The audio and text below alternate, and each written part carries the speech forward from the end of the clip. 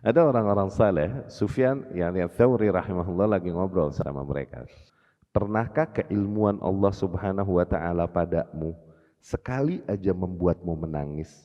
Paham nggak? Pernahkah kesadaran akan apa yang Allah takdirkan padamu nih? Oke, kecelakaankah atau kesengsaraankah atau kebahagiaan? Pernahkah hal itu membuatmu menangis sekali aja? Kata Sufyan kepada para orang-orang saleh ini. Kata mereka katanya, tarakanila afrah abadan. Sungguh setelah momen itu Sufyan membuatku nggak pernah happy sama sekali. Yani setelah hal itu, akhirnya dia selalu teringat akan hal itu. Apakah Allah mentakdirkan kesengsaraan atau kebahagiaan atasku? Akhirnya berada selalu dalam keadaan resah karena sentilan Sufyan sekali kepada mereka. Rahimahullah. Assalamualaikum warahmatullahi wabarakatuh. Bismillahirrahmanirrahim.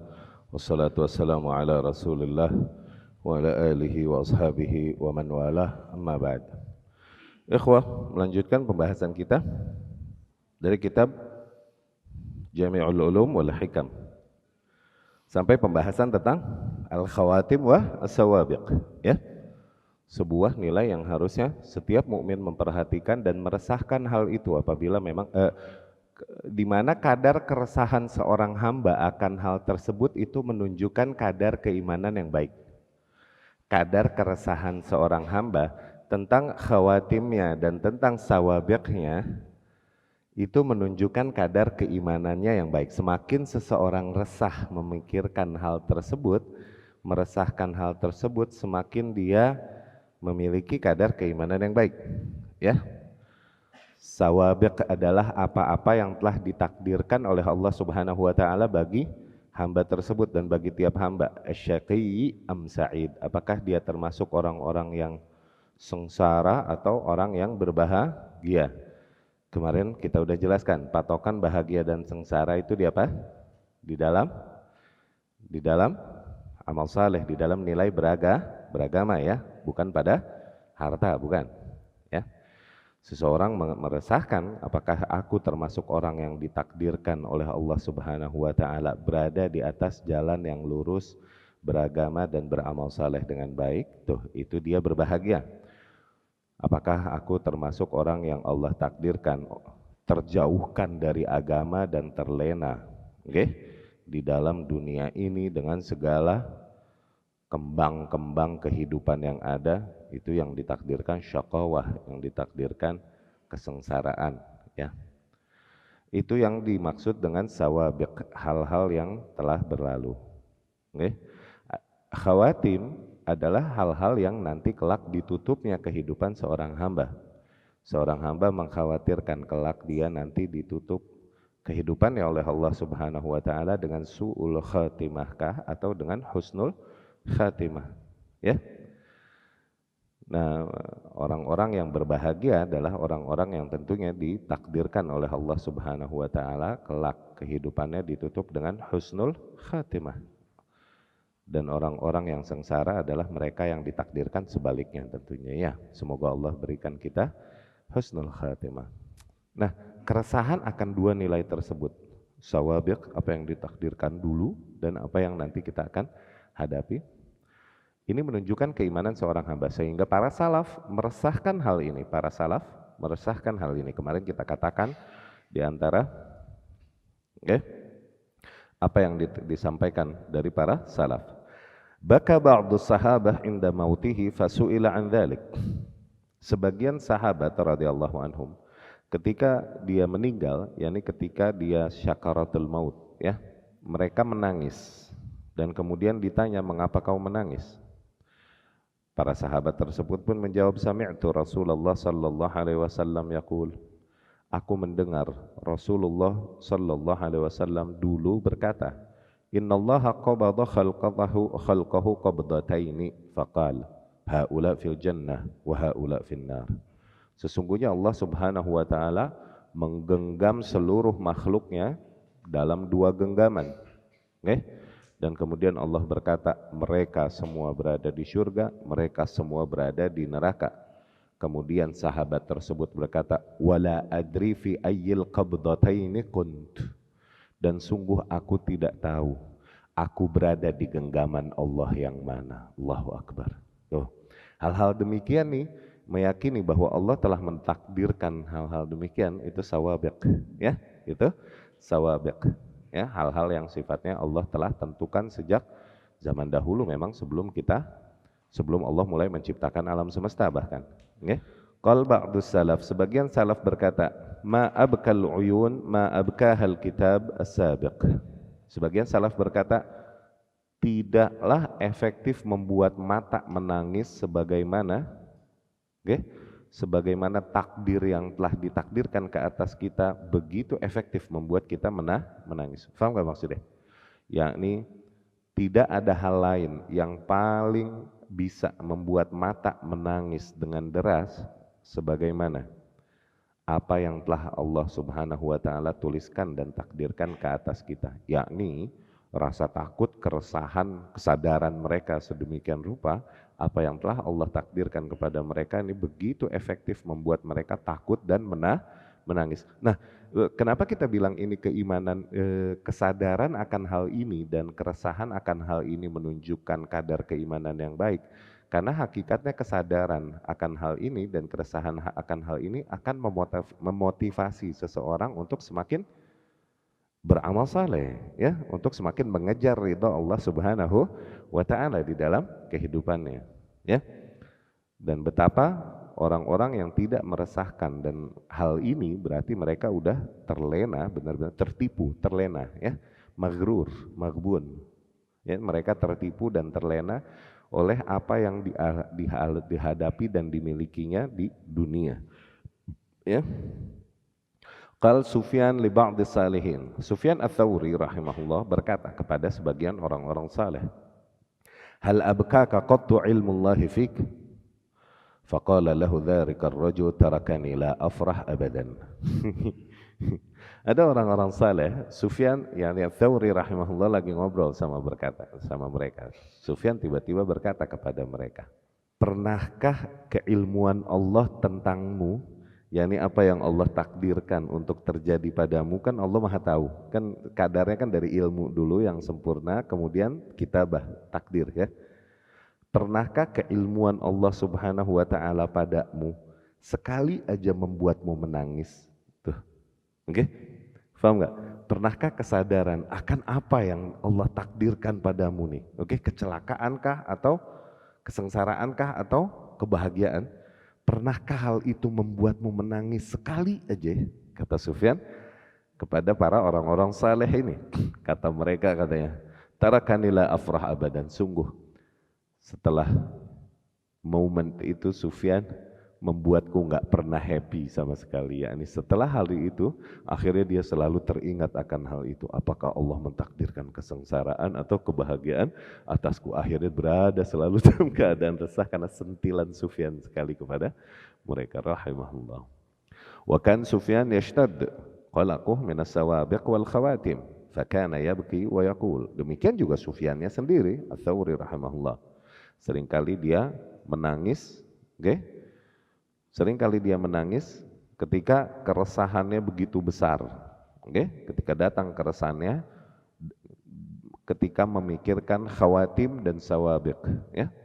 Ketika memikirkan apa yang telah Allah takdirkan baginya dan apa kelak yang kehidupannya dia ditutup, su'ul khatimahkah atau husnul khatimahkah, ya. Wa yaqul, dan Sufyan berkata, akhaf an akuna fi ummil kitab syaqiyan. Sungguh aku khawatir, aku takut ternyata aku ditulis di Ummul Kitab, yakni di Lauhul Mahfuz, aku ditulis sebagai seorang yang sengsara. Wa yabki wa yaqul, kemudian dia pun menangis seraya berkata, akhaf an uslabal iman indal maut, dan aku pun takut keimananku nanti ditarik, dicabut oleh Allah Subhanahu wa taala ketika menghadapi kematian. Tuh lihat, dia mengkhawatirkan takdir apa yang Allah takdirkan di Ummul Kitab, di Lauhul Mahfuz kepadanya, okay? Sebagai syaqi atau sebagai sa'id, sebagai orang yang sengsara atau sebagai orang yang bahagia. Di waktu yang sama dia juga khawatir nanti keimanannya ini tidak bertahan padanya ketika dia menghadapi kematian, ya. Yang siapa yang bisa menjamin keimanan diri sendiri? Siapa yang bisa jamin, ya? Karena kaitannya dengan hati, dan hati manusia bolak-baliknya berada di tangan Allah Subhanahu wa taala. Ya. Wa kan Malik bin Dinar yaqumu tula lailihi qabidan ala lihyatihi wa yaqul. Bahkan Malik bin Dinar rahimahullah. Malik bin Dinar ini tabi'in, tabi'ut tabi'in juga dia banyak di antara gurunya Malik bin Anas, ya, rahimahullah. Imam Malik bin Dinar rahimahullah berkata,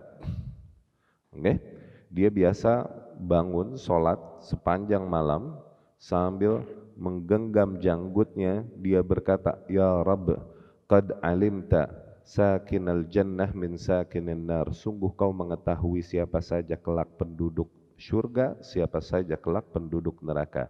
Fa fi ayyid daraini manzilu Malik. Dan kelak nanti tempatnya Malik di mana ya Rabb? Yakni sungguh engkau telah mengetahui di mana tempat Malik kelak nanti. Gitu. Wa qala Hatim al-Asam. Hatim al-Asam rahimahullah juga berkata, man khala qalbuhu min dzikri arba'at akhtar fahuwa mughtarrun fala ya'man asyaqa. Barang siapa yang hatinya kosong sama sekali dari mengingat 4 hal yang berbahaya ini, maka dia berada dalam keadaan tertipu, terlena. Sungguh dia tidaklah selamat dari kesengsaraan. Ya, barang siapa yang hatinya kosong, nggak pernah mengkhawatirkan 4 hal yang berbahaya ini, yakni 4 momen, di mana momen ini adalah momen yang besar yang sangat berkaitan dengan keselamatan dan kebahagiaan seorang hamba. Barang siapa yang nggak pernah mikirin sama sekali, maka dia berada dalam kondisi terlena, ya, tidaklah dia selamat dari kesengsaraan. Yang pertama, khatar yaumul mitsaq hin qala haula fil jannah wala ubali haula fil nar wala ubali fala ya'lamu fi ayyil fariqaini kan. Yang pertama, ketegangan yang ada ketika hari pengadilan. Ketika Allah Subhanahu wa taala berkata, mereka semua berada di surga, aku tak peduli, dan mereka semua berada di neraka dan aku tak peduli, dan dia tak tahu kelak berada di posisi mana dia. Ya, yang seseorang nggak pernah memikirkan hal tersebut dan mengkhawatirkan dirinya berada di posisi mana, gitu maksudnya. Ya. Wathani, dan yang kedua, hin khalaq fi dhulumat thalath fanada al-malak bisyaqawah wa sa'adah wa la yadri aminal ashqiyahu am minas su'ada. Ya. Ketika dia diciptakan di dalam 3 tahap kegelapan. 3 tahap kegelapan, yakni proses penciptaan manusia yang kemarin kita ceritakan sebelum mereka dilahirkan ke bumi, ya.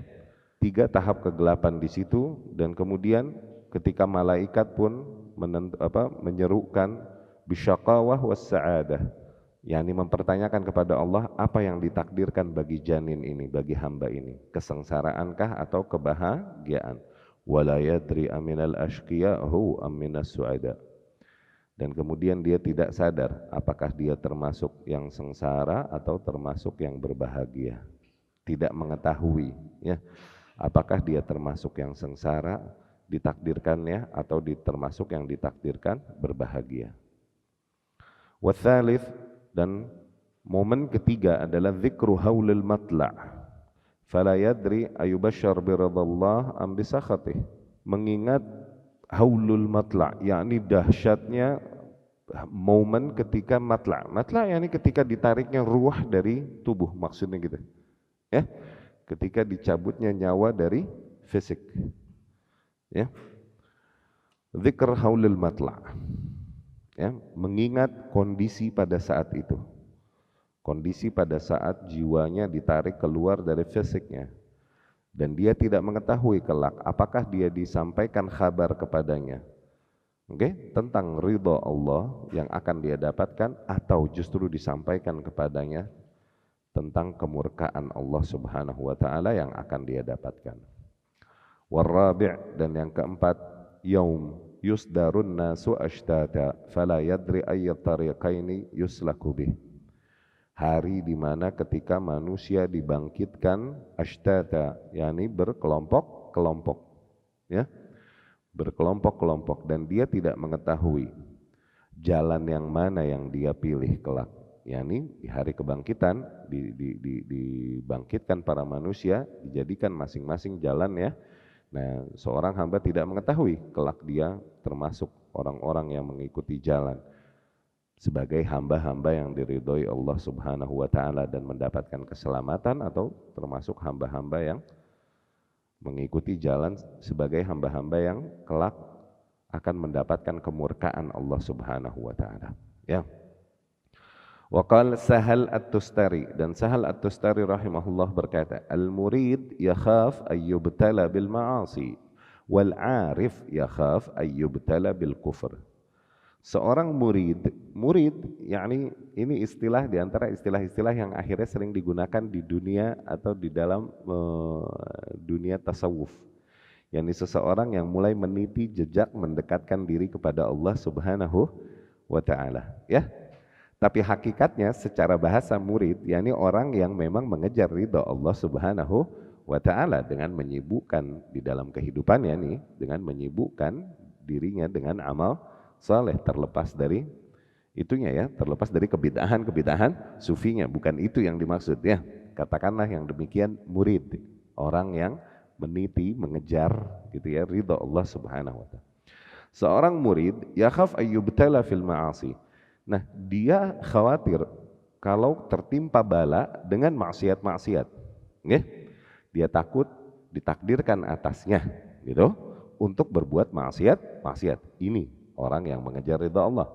Wal arif, adapun seorang yang arif, tuh, arif yakni orang yang sampai level ma'rifat. Oke? Yakni orang yang lebih memahami, lebih dalam. Orang yang arif yakhaf ayyubtala bil kufur. Mereka takutnya, poinnya berbeda. Mereka lebih takut untuk ketimpa bala dengan kekufuran, yakni mereka takut dicabut tauhid dan akidahnya dari hati mereka, ya. Karena gimana pun itu bentuk hidayah. Anytime Allah Subhanahu wa taala hilangkan dari seorang hamba, hilanglah hal tersebut, ya. Wa min huna kana as-sahabah wa man ba'dahum min as-salafus salih. Nah, dari sinilah para sahabat terdahulu radhiyallahu anhum dan kaum-kaum setelah mereka, okay, dari golongan salafus salih, yakhafun ala anfusihim an-nifaq. Dari sinilah akhirnya mereka, para sahabat dan para salafus salih, mengkhawatirkan kemunafikan atas diri mereka. yakni mereka mengkhawatirkan diri mereka terkena sifat munafik, ya, terkena sifat munafik. Yakhafun ala anfusihim an-nifaq wa yashtaddu qalaquhum wa jaza'uhum minhu, dan seringkali keresahan mereka bahkan tangisan mereka mengeras karena takutnya mereka dari sifat munafik. Fal mu'min yakhaf ala nafsihin nifaq al-asghar. Seorang yang memang beriman dengan baik, maka mereka akan khawatir ke atas dirinya, sifat nifak kecil, sifat nifak kecil. Yani nifak sebagaimana kufur, sebagaimana syirik. Adalah ada kasus yang sifatnya teknis, ada kasus yang sifatnya pada perkara yang sifatnya esensial di dalam agama. Ya, ada kubro, ada sugro. Nifak kubro yakni kafir hakikatnya, cuman mereka menampakkan keislaman. Kasus mereka adalah kasus-kasus yang membatalkan keislaman, Ini nifak kubro nih, Nah, demikian nifak sugro ini nifak teknis, sifat munafik juga, tapi pada teknis. Hakikatnya memang beriman benar, dia ridha memilih Islam sebagai agamanya, Allah sebagai Rabbnya, Muhammad sebagai nabinya, sebelah situnya dia ridha. Cuman ada kasus-kasus teknis, dosa-dosa teknis yang yang apabila dilakukan seorang hamba, Rasul berkata sallallahu alaihi wasallam, maka padanya ada kadar kemunafikan. Tuh, gitu. Di antaranya yang diriwayatkan Abu Hurairah radhiyallahu anhu, ayatul munafik thalath, ciri-ciri orang munafik 3. Idza haddath kadzab wa idza wa'ad akhlaf wa idza tumin khan. Apabila dia bicara dia berdusta, apabila dia berjanji dia ingkari, dan apabila diberi amanah dia korupsi. Dia khianat. Dan di hadisnya Ibnu Umar dan lain-lain ada wa idza wa'ad wa idza khasam fajar, apabila dia berseteru, okay, dia berbuat fajir, yakni melakukan tindakan-tindakan yang tidak bermoral di dalam perseteruannya. Tidak bermoral di dalam perseteruannya kan. Maksudnya perseteruannya enggak gentle gitu. Perseteruannya enggak gentle. Nah. Wa idza khasam fajar dan lain-lain. Ini kasus sifat-sifat munafik sugro, munafik kecil, munafik teknis, tidak membatalkan keislaman seseorang dan mengeluarkannya dari keislaman. Ya. Nah, mukmin yakhaf ala nafsihi nifaq al-asghar, orang yang memiliki kadar keimanan yang baik. Maksudnya gitu. Mereka mengkhawatirkan adanya kadar sifat tersebut pada diri mereka, sifat munafik, kalaupun munafik kecil pada diri mereka. Wa yakhaf ay yaghlib dzalika alaihi indal khatimah fayukhrijuhu ila nifaqil akbar. Nah, inilah permasalahannya. Dan mereka sangat khawatir sifat munafik kecil itu kemudian semakin dominan dan dominan pada mereka, akhirnya nanti di akhir hayatnya sampai level mengeluarkannya dari keislaman karena telah membawanya ke arah munafik besar. Tuh. Munafik kecil betul nggak membatalkan keislaman, cuman yang kecil kalau numpuk jadi gede, awas tuh begitu. Demikian juga sebagaimana kita katakan dosa. Dosa kalau misalnya dilakukan seorang hamba, apakah dosa ini kemudian membatalkan keislaman? Enggak. Cuman bahayanya dari dosa adalah apa? Membuat seorang hamba sampai level kufur, bisa jadi. Karena dosa itu bisa level kufur. Seseorang yang sering kali melakukan dosa, akhirnya buat dia nggak dosa lagi hal tersebut. Dia menghalalkan apa yang Allah haramkan. Itu kekufuran loh. Tuh. Iya gak? Itu berbahaya, makanya salaf berkata tuh al-ma'asi baridul kufur. Maksiat itu kayak pos yang membawa seseorang kepada kekufuran. Ya? Kayak transitnya kekufuran. Itu. Nah, demikian salaf. Seorang yang beriman dengan baik, maka mereka mengkhawatirkan atas dirinya adanya kadar sifat munafik. Kalaupun munafiknya munafik teknis ya, nifak. Nifak nih sifat yang munafik orangnya ya. Ada sifat nifak. Kalaupun nifaknya nifak asghar. Ya kenapa mereka takutkan hal tersebut? Karena mereka khawatir ketika semakin dominan sifat tersebut pada diri mereka, akhirnya nanti malah menyeret mereka justru ke arah munafik besar, di khotimahnya, di penghujung hidupnya, fayukhrijuhu ilan nifaq al-akbar. Akhirnya sifat nifak itu membawa dia keluar dari agama, ma'adallah. Ya. Sebisa mungkin dalam berbicara jaga kejujuran. Sebisa mungkin dalam berjanji jaga. Nggak bisa menepati janji, konfirmasi, jangan diem. Sebisa mungkin amanah yang kita dapat jaga. Nggak bisa kita pegang amanah itu, tolak amanah itu di tempat daripada kita akhirnya mengkhianatinya. Dan di dalam perseteruan, sesakit hati apapun, tetap jaga moralitas. Kau tak boleh mengatakan tentang musuhmu sesuatu yang tidak dia lakukan. Nggak boleh, haram. Nggak boleh kau berbuat hal-hal yang melanggar moral dan dignity di dalam kalaupun kau berseteru dengannya. Kau mengetahui aibnya, tapi karena kau bermusuhan dengannya, tak boleh kau membongkar aibnya, nggak boleh. Kecuali hanya sebatas apa yang mereka lakukan padamu. Itu aja, sebatas itu aja. Sebatas apa yang mereka lakukan padamu. Lebih dari itu jangan. Ya, kalau bisa malah maafkan dan jangan balas kezaliman dengan kezaliman. Ya, jaga sebisa mungkin sikap-sikap demikian, karena sikap-sikap yang sifatnya berkaitan dengan muamalah, dengan sosialisasi manusia nih, hamba Allah satu sama lain, seringkali ini akan lebih efektif. yakni amal soleh di bab itu lebih banyak mendapatkan pahala daripada amal soleh yang sifatnya sendiri, ritual sendiri. Amal soleh di bab sosial yang menguntungkan hamba Allah yang lain, ini akan lebih mendapatkan pahala daripada Amal soleh yang sifatnya personal, sendiri, nggak muta'addi, kebaikannya nggak didapati orang kayak sholat malam dan lain-lain, itu sendiri. Oke? Sebaliknya berarti, dosa yang sifatnya juga merugikan hamba Allah yang lain, ini seringkali menjadi lebih besar efek kecelakaannya daripada dosa yang sifatnya cuman urusanmu dengan Allah Subhanahu wa ta'ala. Ya? Makanya Rasul berkata sallallahu alaihi wasallam, bisa jadi seseorang mengucapkan sebuah kalimat la yulqilaha bal, dan kalimat itu kayak dia remehkan, dia nggak inget, dia nggak pernah ngomong gitu. Ternyata karena itu dia dilemparkan ke dalam neraka sampai 70 kharifan, sampai 70 musim di dalam neraka. Tuh karena kalimat enteng yang dia ucapkan, yang dia juga nggak pedulikan. Tuh, ya, aib orang yang dia bongkar, ya, hal kedustaan yang dia sampaikan kemudian menyebar. Tuh, ya kan, kebatilan yang dia sampaikan terus ternyata menyebar dan mengalir padanya dosanya. Tuh, ya.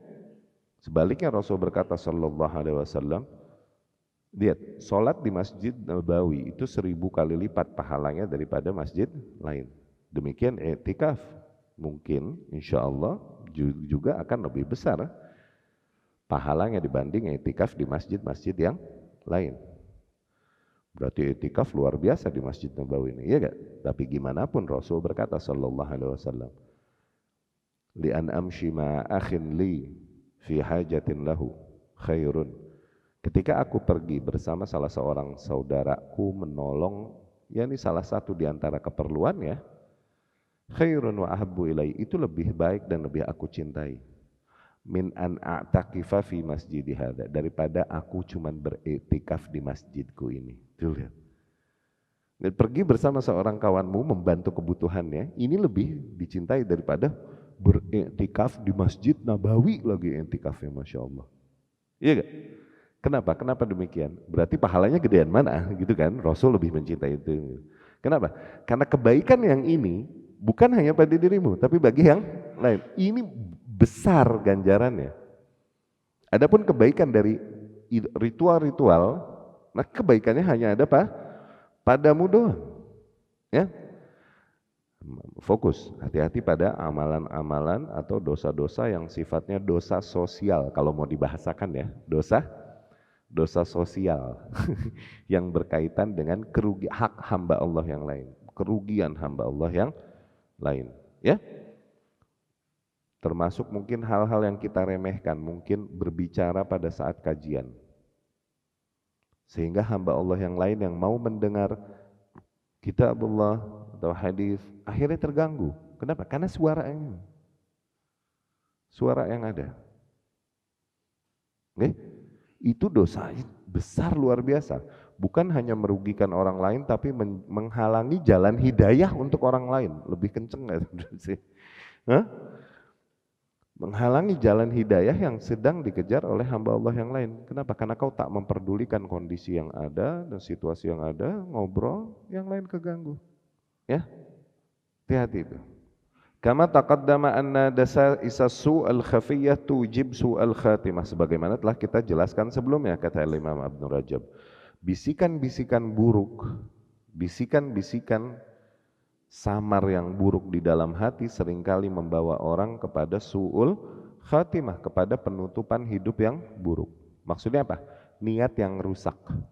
Niat yang rusak. Niat yang enggak tulus, yang enggak ikhlas lillahi ta'ala. Kemarin kan kita jelaskan. Bisa jadi salah seorang di antara kalian ya'mal amala ahli jannah, beramal dengan amalan ahli syurga sepanjang hidupnya.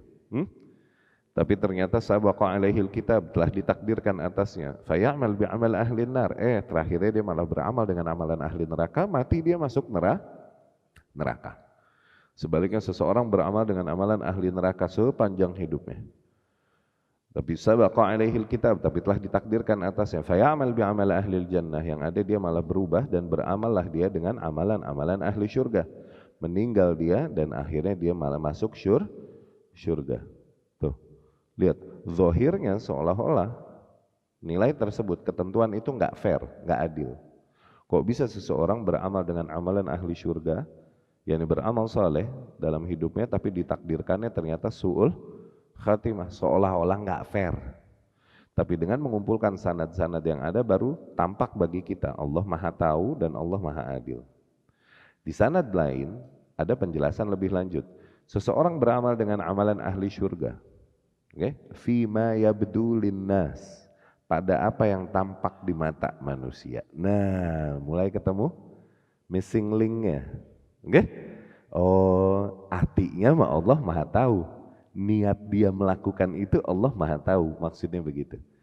Bisikan-bisikan buruk yang ada di dalam hati maksudnya seringkali hal-hal yang sifatnya merusak niat, merusak dan membatalkan niat di dalam beramal saleh. Nah, itu yang seringkali membawa seseorang akhirnya justru ke arah su'ul khatimah, padahal dia telah korbankan hidupnya di jalan ketaatan kepada Allah Subhanahu wa taala. Allahumma rzuqna husnal khatimah. Ya. Faqila lahu ya Nabi Allah. Wa qad kana Nabi sallallahu alaihi wasallam yukthir an yaqul fi du'aih. Nabi sendiri sallallahu alaihi wasallam bahkan banyak berdoa di dalam doanya, ya muqallibal qulub tsabbit qalbi ala dinik. Wahai zat yang maha membolak-balikan hati, tegarkanlah, teguhkanlah hatiku di atas agamamu. Faqila lahu, maka ditanya pada Nabi, ya Nabi Allah, amanna bik wa bima ji'ta bihi fahal takhafu alaina? Ya. Wahai Nabi Allah, sungguh kami telah beriman kepadamu dan beriman kepada ajaran yang kau bawakan. Masihkah kau mengkhawatirkan kita, yakni masihkah kau mengkhawatirkan akan ketegaran keimanan kita, gitu. Masihkah kau khawatir kita akan meninggalkan keimanan ini dan meninggalkan ajaranmu ini? Demikian yang ditanya sahabat kepada Nabi sallallahu alaihi wasallam. Nabi berkata, "Na'am, oh iya, innal quluba bainas bu'aini min asabi'ir rahman." Sesungguhnya hati para hamba itu berada di antara dua jari dari jari jemari Allah Subhanahu wa taala. Azza wa Jal yuqallibuha kaifa sya. Allah bolak-balikan hati para hamba tersebut sesuai dengan kehendaknya, sekehendaknya. Ya. Lihat, bahkan mereka Nabi SAW dan para sahabat, mereka mengkhawatirkan kemunafikan, mengkhawatirkan perubahan keimanan mereka, gitu. Mengkhawatirkan perubahan keimanan mereka. Maka janganlah kita merasa aman dari hal tersebut dan apalagi kepedean. Tapi di waktu yang sama jangan juga dengan itu akhirnya kita berputus asa dari rahmat Allah Subhanahu wa taala. Ya. Makanya di antara doa yang diajarkan itu, Allahumma inni a'udzubika minal amni bimakrik wa na'udzubika minal kunut birahmatik. Ya Allah, aku berlindung kepadamu dari merasa aman dari tipu dayamu. Tuh, karena Allah bermakar nih. Allah bermakar. Oke? Jangan sampai seorang hamba merasa aman dari tipu dayanya Allah Subhanahu wa taala. Aku berlindung kepadamu dari merasa aman dari tipu dayamu. Tapi di waktu yang sama juga, aku pun berlindung kepadamu, jangan sampai aku putus asa dari rahmatmu. Tuh, minal kunut birahmatik. Ya. Wa kharrajal Imam Ahmad min hadits Ummi Salamah radhiyallahu anha, dan diriwayatkan Imam Ahmad dari hadisnya Ummu Salamah radhiyallahu anha, anna Nabiy sallallahu alaihi wasallam, bahwasanya Nabi sallallahu alaihi wasallam kana yukthiru fi du'aihi ayyaqul, seringkali menyebut di dalam doanya, Allahumma ya muqallibal qulub tsabbit qalbi ala dinik. Wahai Allah, zat yang maha membolak-balikan hati, maka tetapkanlah hatiku di atas agamamu. Fakultu, aku pun berkata, yakni Ummu Salamah, ya Rasulullah, awa innal quluba la tatakallab, emangnya hati berubah-ubah, bolak-balik ya Rasulullah, begitu. Ya, Ummu Salamah bertanya, qal, Rasul menjawab, na'am, ma min khalqillah min bani Adam min bashar. Iya, tidaklah ada dari makhluk Allah, dari golongan anak-anak Adam, dari golongan manusia, illa anna qalbahu baina asba'aini min asabi'illah, kecuali pasti Hatinya berada di antara dua jari dari jari jemari Allah Azza wa Jalla. Fa in syaa Azza wa Jalla aqamah. Apabila Allah kehendaki maka Allah dirikan hatinya, yakni Allah tegarkan hatinya. Wa in syaa, dan apabila Allah kehendaki azaghah, maka Allah palingkan hatinya, Allah simpangkan hatinya. Ma'adallah, ya. Ya, makanya doa-doa yang harus sering tuh di dalam doa-doa kita tuh. Ini Rabbana ya muqallibal qulub tsabbit qulubana ala dinik. Kemudian juga Rabbana la tuzigh qulubana ba'da idh hadaitana wa hab lana min ladunka rahmah innaka antal wahhab. Ya Allah, janganlah kau simpangkan hati kami setelah sebelumnya kau berikan hidayah pada kami. Itu doa Qur'ani, doa yang ada di dalam Al-Qur'an, ya. Mereka yang mengkhawatirkan keselamatan jiwanya, keselamatan keimanannya akan berpegang pada doa-doa ini yang diajarkan Rasul dan diajarkan Allah sendiri di dalam kitabnya, ya. Dan mohon keikhlasan pada Allah Subhanahu wa taala dan untuk bertahan terus di atas tauhid, ya. Mohon keselamatan dari syirik besar maupun syirik kecil. Allahumma inni a'udzubika min an usyrika bik wa nahnu na'lam wa nastaghfiruka lima la na'lam. Tuh. Ya, itu doa-doa yang layaknya dijaga oleh seorang hamba, ya. Dan apakah hati manusia tataqallab? Ya, qalbun dikarenakan dibilang qalbun karena litaqallubih likasrat taqallubih, dikarenakan saking seringnya bolak-balik, karena saking seringnya qalab kalib dikata qalb tuh gitu. Karena saking seringnya bolak-balik dikata qalb, dinamai qalb karena aktivitasnya sering bolak-balik. Ya. Dan bolak-baliknya ini di luar kuasa manusia. Ini di antara hal yang paling telak banget menunjukkan betapa manusia adalah makhluk yang sangat lemah. Bayangkan, hati yang besarnya nggak pernah lebih besar daripada kepalan seorang hamba. Tuh. Nah, ini medis. Biologi nih. Ukuran hati seorang hamba mesti nggak pernah lebih besar dari ukuran kepalan tangannya. Lihat. Oke? Hati adanya dalam diri seorang hamba, ukurannya nggak lebih besar daripada kepalan tangannya, tapi kuasanya di luar kuasa hamba. Betapa hamba adalah makhluk yang lemah, ya? Itu menunjukkan betapa lemahnya manusia. La haula wala quwwata illa billah. Fa nas'alullaha rabbana alla yuzigha qulubana ba'da idh hadana. Maka dengan ini kita mohon kepada Allah agar janganlah Allah simpangkan hati kita setelah sebelumnya Allah berikan hidayah pada kita. Wa nas'aluhu ayyahabalana min ladunhu rahmatan. Dan kita mohon kepada Allah Subhanahu wa taala agar Allah limpahkan rahmat darinya bagi kita. Innahu huwal wahhab. Ia adalah zat yang maha memberi. Qalat, kemudian Ummu Salamah berkata, qultu, aku pun berkata, ya Rasulullah, ala tu'allimuni da'wah ad'u biha li nafsi.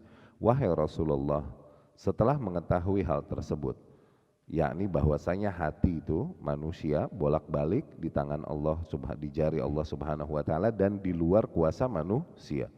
Maukah kau mengajarkanku sebuah doa yang aku berdoa bagi keselamatan jiwaku? Oke? Qal, nah di situ Rasul mengajarkan doanya. Bala, Rasul berkata, ya. Oke? Quli, katakanlah, Allahumma rabban Nabi Muhammad. Wahai Allah, Rabbnya Nabi Muhammad sallallahu alaihi wasallam. Ighfirli dzambi, ampunilah bagiku dosa-dosaku, wa adhib ghaidha qalbi, dan hilangkanlah kemurkaan hatiku. Yani ghaidh ini di atas ghadab. Ghadab apa? Marah. Ghaidh bukan anger tapi wrath. Wrath. Apa? Wah. Kemurkaan yang meledak. Ghaidh. Oke? Seringkali itu ditemukan pada diri seorang hamba dan itu merupakan jamrah. Batu nyala oke, api nyala, dilemparin sama syaitan ke hatinya hamba tuh. Sehingga kita teringat dan dendam, tuh, ghaiz. Oke? Hilangkanlah ghaiz dari hatiku, itu maksudnya. Wa ajirni min mudillatil fitan ma ahyaitani, dan jauhkanlah aku dari fitnah-fitnah yang menyesatkan selama kau masih berikan kehidupan padaku. Nah, tapi hadis ini di riwayat Imam Ahmad dhaif, ya. Di dalam riwayatnya ada Syahr bin Hausyab. Ini lemah, yang saduq katsir al-waham wal irsal. Banyak kusut. Doa tersebut jadi lemah. Yang doa yang sahih di dalam hal ini, kaitannya dengan hal ini kalau mau, Allahumma inni as'aluka ridha ba'dal qada. Nah, itu masuk. Ya Allah, aku memohon kepadamu keridhaan setelah apa yang kau takdirkan, apa yang kau tentukan untuk terjadi padaku. Allahumma inni as'aluka ridha ba'dal qada wa bardal aish ba'dal maut, dan kesejukan kehidupan setelah kematian. Wa syauqan ila liqa'ik, dan rasa rindu untuk bertemu denganmu. Wa ladzatan nazar fi wajhik, dan kenikmatan untuk dapat melihat wajahmu. Min ghair fitnah mudillah wala dharra, min ghair dharra mudirrah wala fitnah mudillah, tanpa mesti melewati darurat yang menghancurkan, tanpa mesti melewati fitnah-fitnah yang menyimpangkan. Ya, itu baru sahih, ya. Wa kharraja Muslim min hadits Abdullah bin Amr sami'tu Rasulullah sallallahu alaihi wasallam yaqul. Diriwayatkan Imam Muslim dari Abdullah bin Amr, ia berkata, aku mendengar Rasulullah sallallahu alaihi wasallam bersabda, inna quluba bani Adam kulluha baina asba'aini min asabi'ir Rahman azza wajal. Sesungguhnya hati-hati anak Adam seluruhnya berada di antara dua jemari dari jari jemari Allah azza wajalla, kaqalbin wahid, semuanya sebagaikan satu hati. Nah, yusarrifuhu haitsu yasha.